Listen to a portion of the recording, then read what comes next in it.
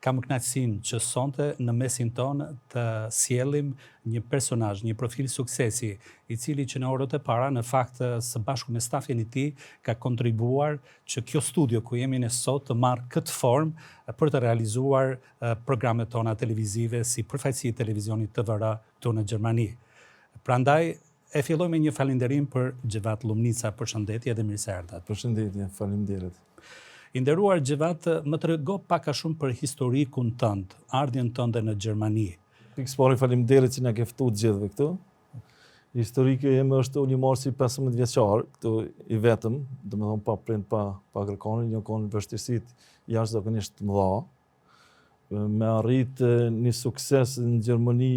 Pra nuk e ardhur si biznesmen nga Kosova, me një çantë me para, me një vizion, me arkitekta, të formosh dhe të ndërtosh një kompani mbi 50 punëtor, apo jo, që i ke aktualisht. Ashtu është.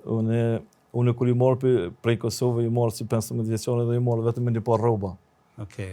Domethënë, s'kom pas deri një 3 vite, as punë s'kem pas drejt të punojmë. Dikun në 95 në ato ja kem fillu me punu me këtë zanatin që kem, domethënë shtykatyr. Kem punue edhe me Kulman një kohë caktume, prej 97-ës dhe këtë në 2000-ën. Pastaj në 2002-ën e kem hapë firmen, dhe i tash vazhdojmë, domethënë një kompani shumë të vogël veç me vllahun.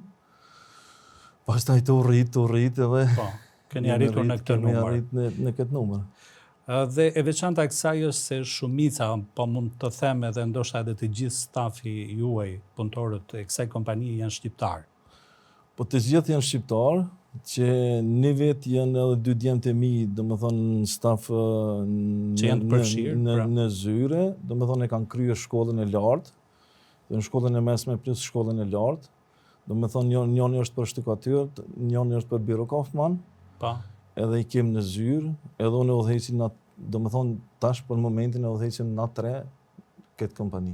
Kam patur rastin gjatë ndërtimit të kësaj studio të bisedoj me ty shpesh dhe kam parë që je sa në një front, në tjetrin, sa fronte brenda një dite i viziton me ekipet tuaja? Po fronte muj me...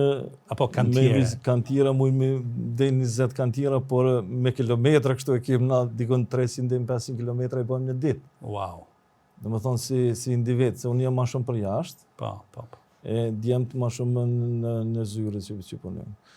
Ajo është domethënë një kohë shumë e madhe. Kryesisht këto kantiere janë kryesisht të pronarëve gjerman apo jo?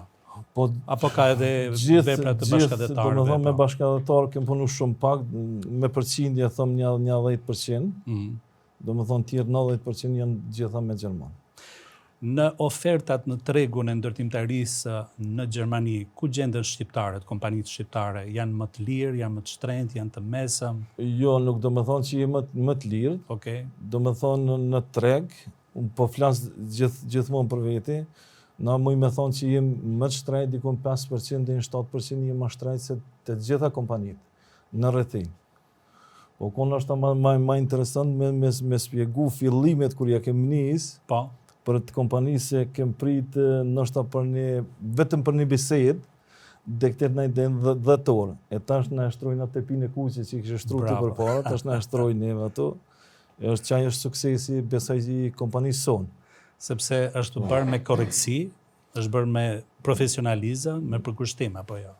Ashtu, po na ja fillojmë punës në ora 5, dhe me thonë të mëngjesit. Edhe une maj pari jam ato në ora 5. Vizionet e Xhevat Lumnicës, përveç ndërtimtarisë, mendoni të dilni edhe në investime të tjera, aktivitete të tjera? Që një vit kem investu diçka edhe në Kosovë, jem të marrë edhe diçka atje, me do biznise më të vogla njerë fillimisht, pastaj të shqyqoj. Atëherë ju mirëpret Kosova, juve dhe të gjithë të tjerëve që i kemi këtu në studio dhe atyre që na shikojnë. Shumë Ishte kënaqësi që erdhët. Faleminderit. Faleminderit.